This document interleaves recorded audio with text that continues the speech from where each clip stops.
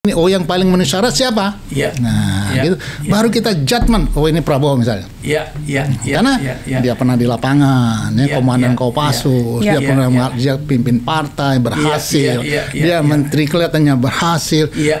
Track record ini kita kumpulkan. Dan itu sudah jelas terlihat. Nah, itu fakta. Betul.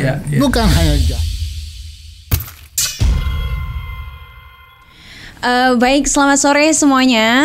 Kembali lagi di Aris Marsudianto Channel. Dan saat ini saya juga nggak sendirian. Saat ini kita kedatangan narasumber baru, yaitu dengan Pak Marzuki Ali dan juga dengan Pak Aris Marsudianto. Beliau mantan ketua DPR loh. Belum, betul. Dan sebelum kita lanjut ke topik selanjutnya untuk hari ini, jangan lupa untuk subscribe, like, dan share channel ini karena kedepannya kita akan makin memberikan wawasan-wawasan baru untuk teman-teman semuanya. Oke. By the way, Pak Marzuki dulu ketua DPR periode tahun berapa Pak ya? 2009-2014. Waduh, 5 tahun ya? 5 tahun aja. Luar biasa. Luar biasa. Kita kalau melihat Bapak itu, waduh ngeri sekali nih, ngatur negara ini di atas ya. Pelantikan presiden gitu kan. Luar biasa. Rapat-rapat paripurna gitu ya. Oke, silakan. Baik. Karena saat ini kita kedatangan tamu penting hari ini nih Pak Aris dengan Pak Marzuki Ali. Pak Marzuki Ali ini kan mantan ketua DPR nih Pak ya, tahun 2009 sampai 2014. Nah, saat ini itu kan banyak perbincangan tentang DPR RI kita. Apalagi juga ada video dari Pak Mahfud MD yang mengenai susah ajukan aspirasi baik untuk pembangunan hukum karena selalu mentok di DPR. Saya kemarin bicara kok susah ya mengajukan aspirasi-aspirasi yang baik bagi pembangunan hukum, tetapi selalu gagal di DPR.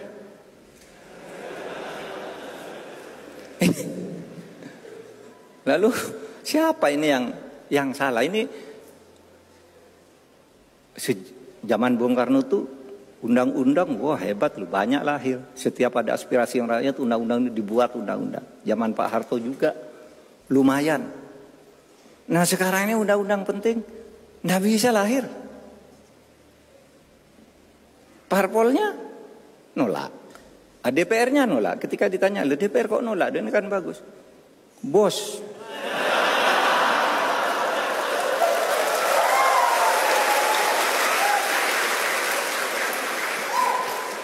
Enggak, ini kuliah, Nah, kami ingin menanyakan tanggapan dari Pak Marzuki Ali mengenai hal tersebut. Iya, kita sudah sepakat ya sejak tahun 1999 dari negara yang tadinya masih terkooptasi dengan otoritarian, sekarang kita sepakat untuk masuk ke ranah demokrasi. Nah, kita tahu demokrasi itu ditentukan oleh adanya partai-partai politik. Nah, begitu dibuka demokrasi pada tahun pertama pemilu itu, kita tahu kan ada 40-an partai politik yang ikut pemilu. Artinya ada partai politik, ada pemilu.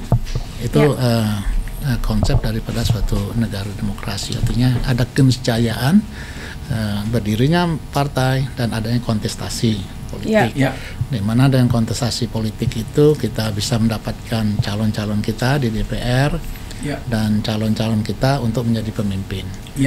Dan pada tahun 2004 mulailah pemilihan langsung presiden oleh rakyat. Artinya partai politik mengajukan, tadi saya sampaikan, partai politik sebagai pilar demokrasi yang mengajukan calon presiden, kemudian ditawarkan kepada masyarakat. Nah, dalam perjalanan harusnya demokrasi itu lebih substantif. Tapi kelihatannya negeri kita ini demokrasi itu terkooptasi oleh kekuasaan partai saja. Jadi kalau seseorang ingin menjadi presiden misalnya, contoh Pak Jokowi saja jadi presiden, dia hanya sebagai kader partai, agak sulit mengendalikan partainya untuk berjuang di lembaga legislatif. Itu fakta yang harus kita lihat. Nah, untungnya Pak Jokowi sangat didukung oleh PDIP, Iya. karena dia kader kan. Nah, Iya. tetapi kalau bukan kader, dia tampil untuk menjadi seorang pemimpin di Republik ini, lalu didukung partai-partai, lalu bagaimana dia memperjuangkan aspirasi masyarakat? Iya. Kenapa? Seorang presiden itu bekerjanya atas dasar undang-undang, Iya. sedangkan undang-undang itu disahkan oleh DPR. Iya.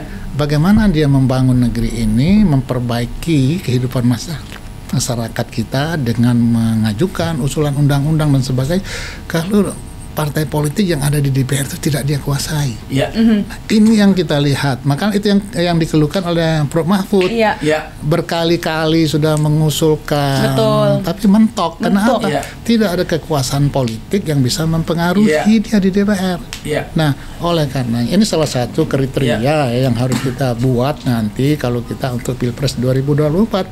Ya. Bagaimana seorang calon pemimpin itu betul-betul sudah dikader Iya. partai, sudah berjuang lewat partai.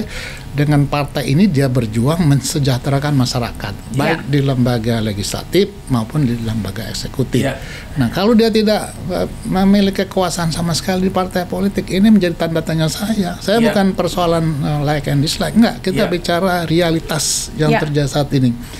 Tidak mungkin seseorang memperjuangkan nasib rakyat ke DPR kalau sebenarnya lihat sendiri tidak memiliki kekuasaan di DPR itu. Iya. Nah, oleh karenanya itulah yang terjadi saat ini, di mana ya anggota-anggota partai kan bilang yang ada di DPR, ya kita di sini tergantung pos saja kan. Jadi Iya. bagaimana pemimpin partainya? Kalau Iya. Betul. pemimpin partai yang tidak mendukung katanya kamu jangan lakukan itu, ya stop semua. Jadi anggota DPR itu hanya perintah daripada pimpinan partai. Jadi sebenarnya Republik ini dikendalikan oleh beberapa partai saja. Baik. Nah, ini artinya Ya. Prof. Mahfud menyadari itu, dan Ya. itu realitas kenyataan. Ya. Iya. Baik. Apakah Mr. AM ingin menambahkan? Ya, kalau saya berpikir dari sisi logika dan ketatanegaraan ini ya, tadi sudah panjang lebar disinggung oleh beliau, ya saya simplify saja ya. Ini kan jelas ya, ada eksekutif, ada legislatif, ada yudikatif. Nah, eksekutif ya sifatnya dia melaksanakan program ketatanegaraan, mau kemana arah pembangunan bangsa dan lain sebagainya. Ya, legislatif sifatnya mengawasi dan mengontrol. Ya. Ya, ada hal yang nggak benar lempar ke yudikatif. Ya. Ya, lempar ke jalur hukum. Ya, aparatnya ada jelas. Nah, jadi kalau eksekutif memberikan umpan kepada legislatif, justru yang harus lebih getol itu legislatif. Gitu loh. Kenapa kok ada penyimpangan, ada ya sesuatu yang tidak benar, ada dugaan-dugaan segala macam. Nah, saya melihat beberapa kali ya, itu saya mengikuti ya, walaupun tidak terus-menerus, kok justru sepertinya malah kebalik. Ya, eksekutif melempar umpan, tapi legislatifnya malah seakan-akan menumpulkan, harusnya lebih ya intens untuk menguak ya, mencari akar permasalahan, karena fungsi dia fungsi kontrol dan mengawasi. Nah, ini secara logika saya melihat kok ada bias ya, tugas dan fungsi seperti itu ya gitu. Kemudian tadi juga disambung sama beliau bahwa anggota DPR lebih cenderung manut atau nurut sama bosnya. Betul, sama bosnya. Nah, ini kalau seperti ini ya untuk apa ada anggota DPR? Ya langsung aja lah ketua partai kumpul aja jadi satu grup kan begitu aja. Karena ujung-ujungnya kan semuanya larinya ke situ. Nah, jadi Tapi itu kenyataan Iya, kan? ya, tapi itu betul. Ya, Bapak kan pengalaman 5 tahun jadi ketua DPR kan. Nah, betul. jadi ini yang mungkin harus dibenahin bangsa ini. Yang gitu bisa loh. benahin siapa? Nah, makanya Pemimpin partai. Nah, itu. serta presiden juga tentunya. Iya, kan. artinya Nah, presiden yang juga dia pemimpin partai. ya lebih bagus. Itu akan ya. lebih baik. Ya lebih kuat kan. Karena kalau dia tidak pemimpin partai, dia macam-macam bisa diimpeach sama yang pemimpin partai. Betul. Macam-macam diimpeach mereka. Ya, memang idealnya presiden juga seorang ketua umum partai. Ya idealnya. Ya di Indonesia ya. Di Indonesia. Betul. Namun saya melihat itu pun juga sebenarnya masih kurang, Pak ya.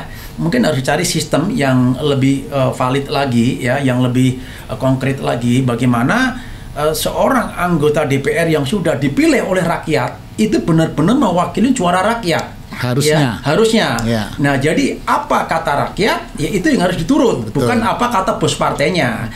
Walaupun korelasinya tetap ada, ya. Betul. Ini antara jalur benang hijau dan benang merah ini secara struktural ini harus dibedakan, ya, karena apapun bentuknya anggota DPR kan dipilih oleh rakyat, bukan dipilih oleh ketua partai. Ketua partai hanya mengajukan administratifnya saja. Ya. Nah, ini harus dicari ini, ya. Ini logika kita harus jalan seperti itu. Nah, kalau secara logika sudah nggak masuk akal, ya rusak, ya, apapun tata aturan ya di dalam kenegaraan, apalagi seperti itu menurut saya. Ya, jadi saya mau menambahi dari Mas Aris tadi. Jadi peran DPR itu sangat penting ya untuk pemerintahan. Pemerintahan mengajukan APBN. Ya. Mengajukan kalau undang-undang kecuali APBN itu bisa diajukan oleh DPR sama pemerintah. Ya. Kecuali undang-undang APBN itu oleh pemerintahnya. Ya. Nah, bagaimana mungkin seorang presiden yang tidak memiliki kepanjangan tangan di DPR bisa mempengaruhi kebijakan-kebijakan yang ada di DPR? Dia harus mampu mempengaruhi. Artinya bagaimana dia membangun kekuatan, dan tentu membangun kekuatan dia juga punya power ya di DPR dengan kan dia sendiri nggak mempunyai power, ya gimana dia bisa mempengaruhi lobby-lobby di DPR. Lobby di eksekutif tetap mungkin pimpinan partai bisa dipanggil, tapi kepanjangan tangan dari partai di DPR itu bisa melobi, karena di DPR itu pertama dia punya hak legislasi, menyiapkan undang-undang. Undang-undang ini kan yang akan dijalankan oleh presiden. Ya kan, presiden ingin melakukan perubahan lewat undang-undang. Nggak mungkin dia melanggar undang-undang, ya kan? Betul. Dasar hukumnya. Ya, ada dasar hukum. Pada saat dilaksanakan diawasi. Nah, hak budget sama, pemerintah ngajukan budget dan disetujui oleh DPR, kemudian dilaksanakan, diawasi. Nah, tiga hak ini kan harusnya bisa bersinergi kalau presidennya memiliki power yang cukup, ya, dia punya kapasitas untuk bernegosiasi. Kalau dia tidak punya kapasitas untuk bernegosiasi dengan lembaga legislatif, maka akhirnya legislatifnya heavy gitu, lebih kuat. Padahal kita sistem presidensial. Betul. Nah, presidensial itu presiden yang harus kuat. Nah, tapi kalau kekuasaan dipegang oleh partai, ini saudaranya legislatif heavy. Legislatif itu artinya kekuatan di DPR, artinya akhirnya dia menjadi parlementer. Padahal kita sistem kita presidensial. Nah, ini yang harus kita kembalikan kepada marwah dan konstitusi kita. Baik. Saya juga tambahin ya sedikit lagi ya. Jadi kalau apa yang disampaikan beliau ya, ini dalam waktu secepat-cepatnya ya, kalau ini mau diperbaikin, memang ini pemilu kan 2024 ya, tinggal berapa bulan lagi ya. Memang cara yang paling cepat ya crash program ya itu benar. Ya dimulai dari presiden, kalau bisa dipilih juga sebagai ketua umum partai. Jadi 2024 ya lebih bagus kita memilih presiden yang menjadi ketua umum partai. Ya, saya rasa itu langkah yang paling tepat sekali, sehingga nanti antara eksekutif maupun legislatif ya, termasuk yudikatif ya, ini bisa saling sharing ya, dan tetap dikontrol oleh seorang presiden karena presidensial dan dia juga kuat di legislatif karena dia juga sebagai ketua umum partai, apalagi partai pemenang kan otomatis yang lebih dominansi sehingga di sini ketatanegaraan itu benar-benar akan berjalan sesuai dengan fungsi dan tugas pokok setiap lembaga itu tadi. Baik. Berarti memang karena negara kita ini presidensial, jadi memang kita harus membutuhkan presiden yang kuat gitu. Tidak malah berat sebelah di legislatifnya. Karena sistem kita tidak seperti itu. Nah, untuk berbicara mengenai sistem tersebut, kita juga tadi sudah disinggung oleh Pak Aris bahwa 2024 kita akan melakukan pemilu. Saat ini kan kita sudah ada 3 calon kandidat. Nomor 1 itu Pak Prabowo Subianto, kemudian Pak Ganjar Pranowo dan Pak Anies Baswedan. Nah, jadi kalau misalnya menurut tanggapan Pak Marzuki Ali dan Pak Aris sendiri, untuk kriteria yang ideal untuk presiden di 2024 ini yang bagaimana sih? Ya, sebetulnya calon tuh belum ada ya. Cuma yang declare kan Pak Prabowo. Iya, betul. Udah declare. Dan dia punya partai. Betul. Lebih terjamin kan. Dan Nasdem, PKS, sama kan ada partai, ada koalisi yang sudah mendeklarkan Anies di sana kan. Dan ini terus terang masih rentan ya situasinya. Kenapa? wakil belum ada, kepentingannya banyak, ya kan? Bagaimana dealnya? Ini kan nggak gampang ya. Iya. Mempersatukan ini kan nggak gampang, Yes. karena kepentingan politik kan ke depan daripada kepentingan bangsa. Yeah. Ini yang kita lihat selama ini. Nah, terus Ganjar juga kan belum jelas ya. Yeah. Bagaimana, apakah diusung atau Iya. enggak? Ini kan Iya. masih Belum ada officialnya memang. Ya, Ya, masih ya, semuanya gonjang-ganjing. Ya. Tapi nggak apa-apa, kita bicara untuk bagaimana kita menjadi presiden 2024. Iya. Ya. Ini memang kita harus siapkan. Jangan Ya. sudah kita nanti sudah dihadapkan pada pilihan yang tidak bisa kita memilih lagi, Ya. tidak ada alternatif. Ya. Kenapa? Kita tidak menyampaikan pada masyarakat, juga mungkin kepada partai politik mungkin yang juga harus mikirkan Ya. mencari presiden yang Ya. kira-kira mampu menyelesaikan persoalan. Ya. Ya, jangan mencari presiden yang sekedar hanya untuk petentang ke sana kemari saja. Ya. Ya. Artinya Ya. dia mampu menyelesaikan persoalan yang ada di negeri kita ini. Nah, Ya. kita ini kan banyak persoalan. Kita ritual 5 tahunan, pemilu, Ya. tapi masalah kita nggak selesai. Ya. Masalah keadilan hukum sudah dirasakan bertahun-tahun tidak selesai. Sudah 25 tahun, 20 tahun lebih kita reformasi, tapi nggak ada kita Ya. mencapai keadilan itu. Masalah kesejahteraan masih jadi isu publik, tapi tidak pernah terselesaikan. Ya. Iya. Artinya ritual 5 tahunan ini hanya menghabiskan waktu, menghabiskan dana, tapi tidak substantif menghasilkan Ya. seorang pemimpin. Nah, oleh karenanya ya, saya mengajak, kemarin saya di podcastnya Refli Harun juga menyampaikan, kita bedah dulu masalah negeri ini apa sih? Ya. Sama saja, saya tanya Mas Aris. Mas Aris jadi dirut itu berapa lama? 17 tahun. Loh, prosesnya dari bawah kan? Ya. Sudah tahu ini, sudah Betul. tahu ini, sudah tahu Iya. ini, baru bisa jadi dirut kan? Tidak langsung di atas. Iya, langsung Ada langsung. proses yang Ada cukup panjang, mulai dari general manager. Bagaimana seorang yang tidak pernah, Iya. ya tidak ngerti tentang republik ini, hanya dengar-dengar, hanya baca-baca, Iya. lalu kita percaya untuk memimpin. Iya. Jangan korbankan negara kita Iya. ini. Jadi trial error Jadi terus. kita ya, selalu jadi trial error. Iya. Kita tahu banyak korban anak-anak kita di Papua Iya. mati sia-sia. Iya. Ini persoalan. Iya. Betul. Ada nggak seorang presiden yang mampu menyelesaikan itu? Nah, Ya. kita cari orang Ya. itu. Jangan Ya. sekedar, oh nanti kita begini. Punya track record nggak? Iya. Iya. Punya pengalaman lapangan nggak? Iya. Punya kapasitas nggak? Iya. Kapasitas penting. Yes. Kalau tidak didukung oleh kekuatan politik, Iya. nggak bisa apa-apa. Ya. Itu satu persoalan.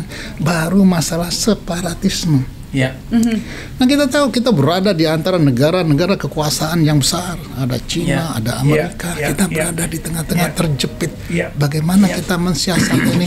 Apakah cuma seorang yang kira-kira cuma berteori, tidak punya pengalaman? Ya. Bagaimana kita berhadapan dengan Cina? Bagaimana kita berhadapan Amerika? Ya.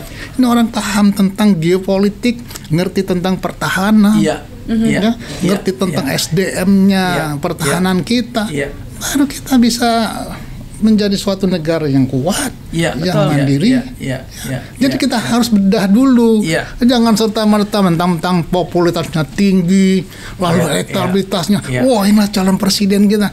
Ini yang saya bilang, kita dibodoh-bodohi sama Iya. Iya. pelaku-pelaku survei Iya. ya. Iya. Iya. Betul. Iya. Oleh Iya. orang-orang yang pengamat-pengamat. Ya saya pertanyakan juga, pengamat ini ngedepankan kepentingan negara enggak? Iya. Iya. Nah, Iya. ini yang saya inginkan. Kita bedah dulu loh persoalannya. Iya. Sehingga kita dapatkan pemimpin yang mampu menyelesaikan masalah. Iya. Mas Aris ini jadi dirut enggak serta merta dari Iya. bawah langsung jadi dirut. Iya. Tidak ujuk-ujuk Bisa langsung di bisa bangkrut nih. Iya. Iya. Iya. Loh, Iya. saya menjadi dirut juga begitu dulu. Iya. Iya. Proses panjang. Panjang. Ya. Bertahap, bertingkat dan Bertahap. berlanjut. Ya. Jadi itu pengalaman ini penting. Ya. Sebanyak ilmu apapun pengalaman penting. Ya. Ya. Satu ada kalimat almarhum Pak Habibie bilang kan, Habibie kamu boleh pintar 10 kali dari bapak, tapi pengalaman harus kamu Yes. miliki. Ya. Ya. Itu habis saya catat Ya. loh Ya. kalimat-kalimat orang hebat Ya. saya catat. Ya. Kenapa? Itu yang harusnya kita lakukan. Ya. Jangan karena kepentingan ambisi kita ngorbankan negara ini. Ya. Ya. Jangan rakyat kita ini jadi korban terus-menerus. Ya. Kemiskinan yang tidak pernah tuntas, Betul. ya kan, keadilan yang tidak pernah dirasakan oleh masyarakat Ya. kita. Ya. Ya. Kenapa? Hanya janji. Ya.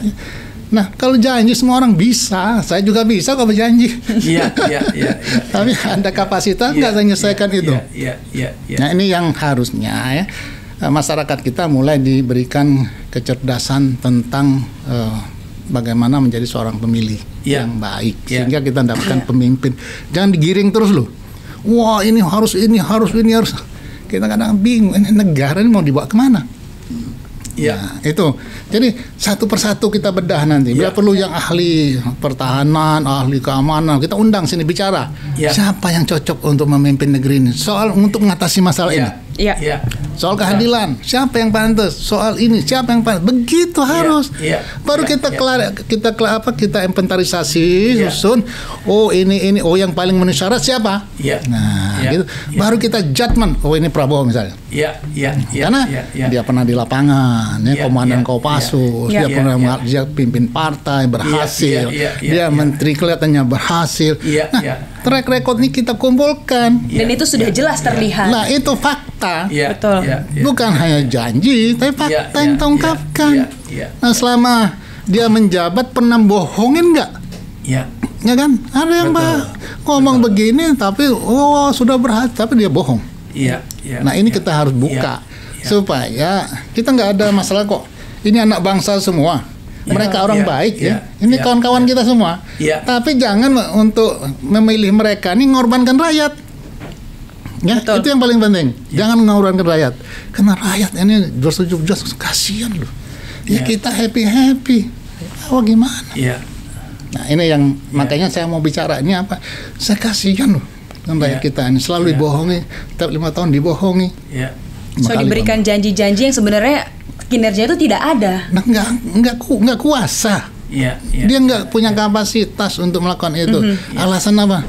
Waduh, nanti aku ditekan ini, takut pula dia dicopot. Ya kalau sudah takut dicopot ya udah. Oh, itu pastinya dia korbankan rakyat demi jabatan. Ada yang begitu. Nah, jadi begitu ya. Makanya saya mau bicara di banyak podcast, ngajak masyarakat kita untuk menjadi pemilih yang cerdas. Itu penting. Supaya rakyat ini tidak tertipu berkali-kali. Betul.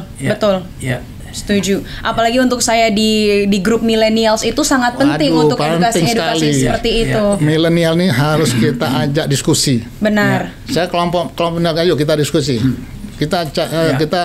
Kita nggak berpihak mana-mana. Kita buka pikiran kita, mindset kita buka, yang kita coba kita diskusikan siapa yang pantas memimpin Republik Indonesia ini. Betul. Nah, dari situlah kita berjuang. Supaya apa? Supaya cita-cita kita untuk menuju negara kesejahteraan, negara keadilan itu tercapai. Jangan janji, wah ini untuk keadilan rakyat, untuk keadilan. Gimana nyapainnya? Gimana ngerjainnya? Betul. Hanya janji kan? Gampang janji, saya juga bisa janji. Betul. Ternyata saat ini kan bangsa kita kan juga sudah pintar-pintar, milenial itu juga maksudnya sudah bisa berpikir gitu mana. Nah, ini kita ajak milenial di diskusi di sini, nanti kumpul siapa. Oke, kita bicara ini, siapa yang pantas ini. Ini pengalaman ini, apa dia kerjakan selama ini. Betul. Enak kita. Jadi tidak karena like and dislike, gitu kan? Saya menghindarkan like and dislike karena ini anak bangsa semua kok. Betul. Ya kan, sahabat semua. Kalau bagus nanti direkrut jadi menteri, kan begitu. Tidak boleh bermusuhan lah. Betul. Misalnya nanti misal Pak Prabowo dipercaya rakyat, ya Anies dilihat pantas ya jadi menteri. Mungkin untuk melanjutkan berikutnya. Saling membangun. Regenerasi, karena dia sudah lengkap ya, sudah ini kurang dia pengalaman jadi menteri yang cukup panjang, lebih kenal Indonesia. Nah, mungkin kasih jabatan. Mungkin Ganjar juga bagus ya dikasih. Jadi negara ini bisa kuat. Nah, itu. Jadi berkompetisi secara substantif, bukan prosedural. Prosedural itu 5 tahun pemilu, 6 tahun pemilu, duit habis banyak, hasilnya begitu-gitu juga. Hanya ngikuti prosedur. Tidak ada perubahan. Tidak ada perubahan. Nah, saya bicara ini di mana-mana supaya negeri ini berubah. Kalau dari Pak Aris, pandangannya itu bagaimana? Sebenarnya nggak terlalu beda jauh ya dengan Pak Marzuki Ali ya, dan saya udah berapa kali di mana-mana juga saya sampaikan ya, dan saya sudah menjustifikasi sebenarnya bahwa tokoh terbaik bangsa saat ini yaitu Pak Prabowo Subianto. Itu sudah saya sampaikan dan alasannya jelas ya. Kalau kita melihat dari sisi intelektualitas, elektabilitas, moralitas, dan sekarang ditambah lagi saya ilmu dari beliau, sebaiknya presiden juga ketua umum partai supaya kuat antara eksekutif dan yudikatif. Ya. Nah ini tambah kuat lagi bahwa personal itu yang paling cocok 2024 adalah Pak Prabowo Subianto. Ya. Kita buka seluruh track recordnya, prestasinya, kelemahannya segala macam. Hampir-hampir itu seluruh rakyat Indonesia kalau kita polling, kita survei, itu hasil-hasil survei menyatakan beliau menteri terbaik ya. Betul, Dan betul. kita bandingkan dengan beberapa tokoh lainnya ya. Ini saya melihat jauh sekali, benar seperti yang beliau sampaikan tadi itu gitu loh.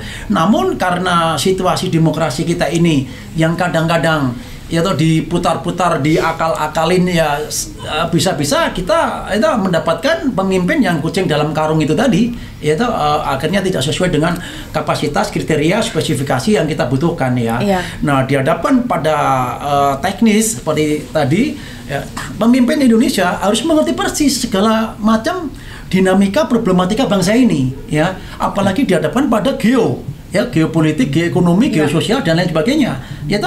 Nah, kalau dia tidak punya pengalaman ya, seperti yang beliau sampaikan tadi, trial error. Artinya ya kita jalan begini terus saja. Uang banyak terbuang, percuma, energi hanya ya, ikutin prosedur aja. Betul, konflik-konflik ya akan muncul segala macam sana sini gitu. Dan kalau kita melihat Pak Prabowo Subianto sampai saat ini kan pengalamannya sudah teruji, baik di tingkat internasional itu, apalagi di tingkat nasional. Karena beliau sejak kecil, bapaknya menteri, itu berapa belas tahun, itu kakeknya pendiri Bank BNI 46 ya, sudah sejak kecil ya udah belajar ekonomi dan lain sebagainya. Dan pergaulannya sekarang sebagai Menteri Pertahanan luar biasa ya, beliau diterima di mana-mana ya, itu dengan upacara yang sedemikian spektakuler ya. Artinya kan negara kita ini dihargai oleh negara lain ya, dan secara pribadi beliau banyak ya mengenal ya, sahabat lah dengan para pemimpin dunia ini. Jadi ke depan ya kalau saya ditanya semua orang, ya saya nggak akan ragu, dan ditambah lagi tadi referensinya dari Pak Marzuki Ali ya, terbaik 2024 Presiden Indonesia ya Pak Prabowo Subianto. Nah, masalah yang lain ya, itu juga semuanya kita bangsa Indonesia, teman. Mari kita bergabung bersama-sama, kita kelola negara ini bersama-sama, power sharing. Pak Ganjar mungkin bagus, wah jadi gubernur, atau mungkin kepingin jadi gubernur lagi, itu ada PR-PR yang belum diselesaikan, ayo ya pilkada silakan ya, mungkin rakyat juga mendukung ya di situ. Pak Anies ya kira-kira track recordnya di mana, masih punya mimpi memperbaiki apa di bidang pendidikan, bisa menjadi menteri pendidikan. Jadi intinya proses demokrasi ini adalah pesta, ya kita lakukan dengan cara-cara yang jujur, adil, transparan, dan objektif. Nah, sehingga kita mendapatkan pemimpin yang benar-benar memenuhi kriteria yang bisa kita andalkan ya, bisa kita pegang lah ya. Sehingga bangsa ini akan cepat ya tumbuh ya. Jangan cepat kita hanya berkutat masalah sistem mekanisme demokrasi aja nggak ketemu-temu, kan capek gitu. Sementara kita melihat negara lain udah mikir sampai ke planet Mars ya, bahkan kemarin 1000 langkah lebih maju. Iya, kita ketinggalan, kalau saya hitung-hitung ya kita ketinggalan lebih dari 100 tahun. Kenapa?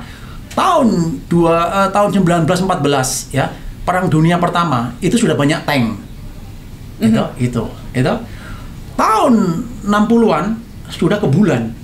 Ya kita masih ribut itu masalah makan. Gitu. Tahun sekarang saya kemarin melihat di literatur ya, sudah mengirim ya ke Mars dan ke planet Jupiter.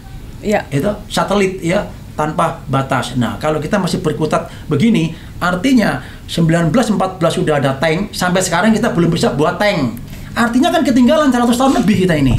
Gitu loh. Nah, ini kalau kita nggak cepat mengejar, semakin lama gapnya semakin besar. Gitu loh ya. Ini akan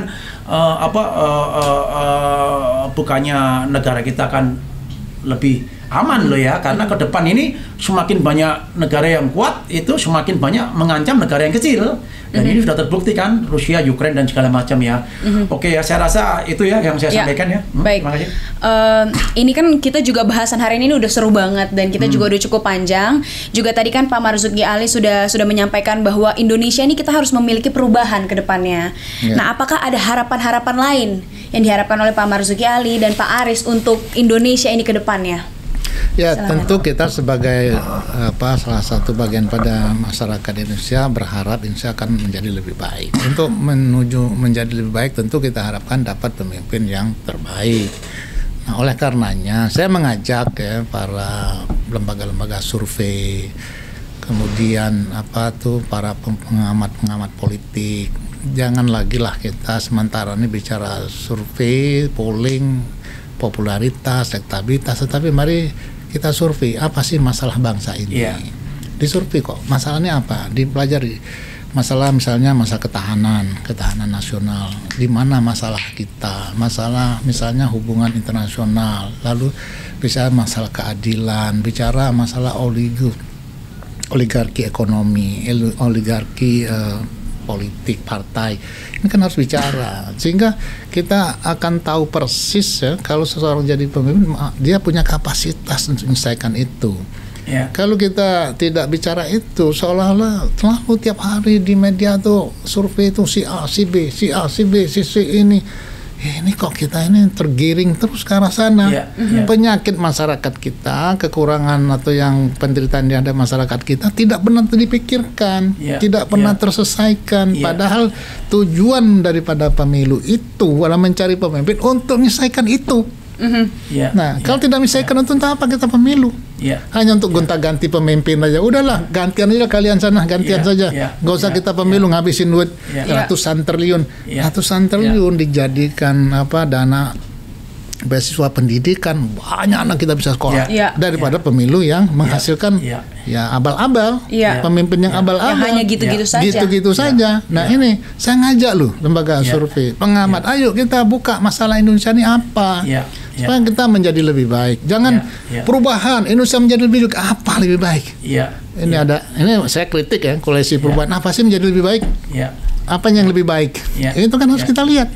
Yang lebih ke para pemimpin partainya, masyarakatnya. Kan bisa. Jadi bisa kita plesetkan yang lebih baik Anda, kami enggak. Nah, jadi harus jelas betul ya. Mereka juga harus menjabarkan bahwa ini masalah kita, ini kira-kira bisa menyelesaikan masalah, maka kami dukung. Jangan match antara ini dengan ini gitu.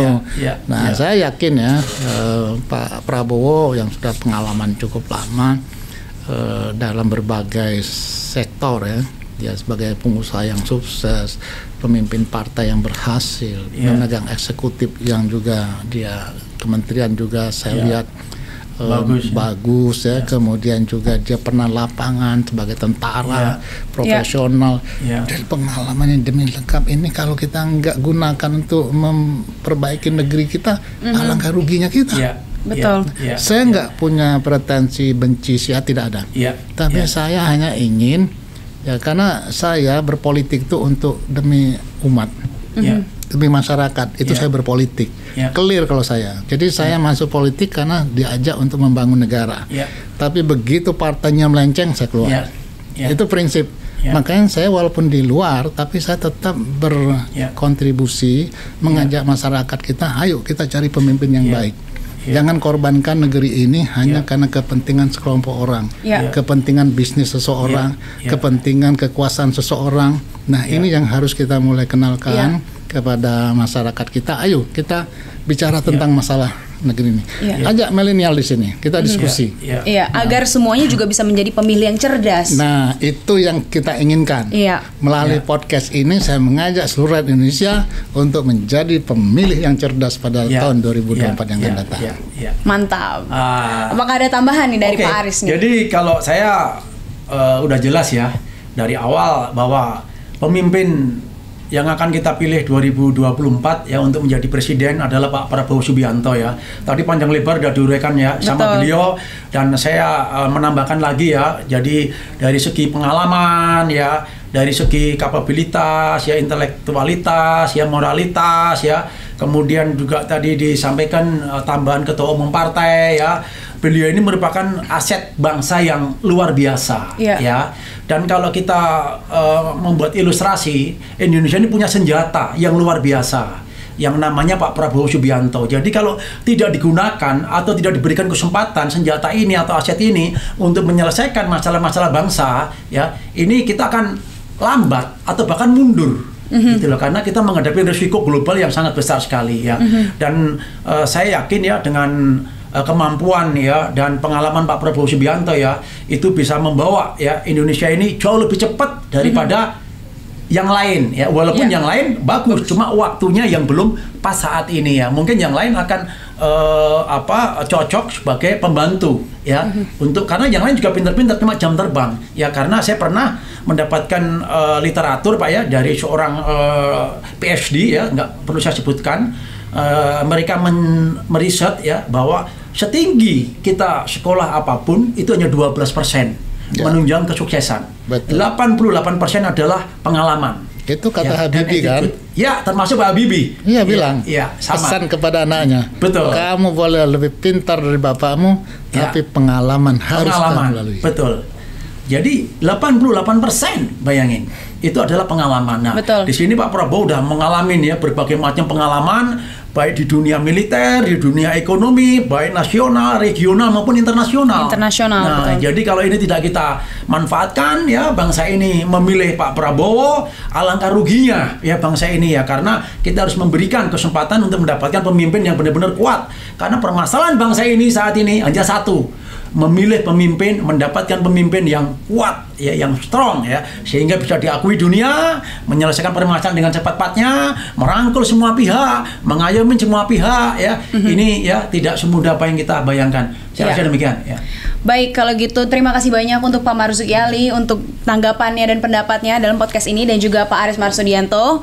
Beliau ini adalah orang yang sangat pintar dalam setiap memberikan wawasan. Bisa dilihat di episode-episode sebelumnya juga. Ini memuji terlalu tinggi, ini mabuk.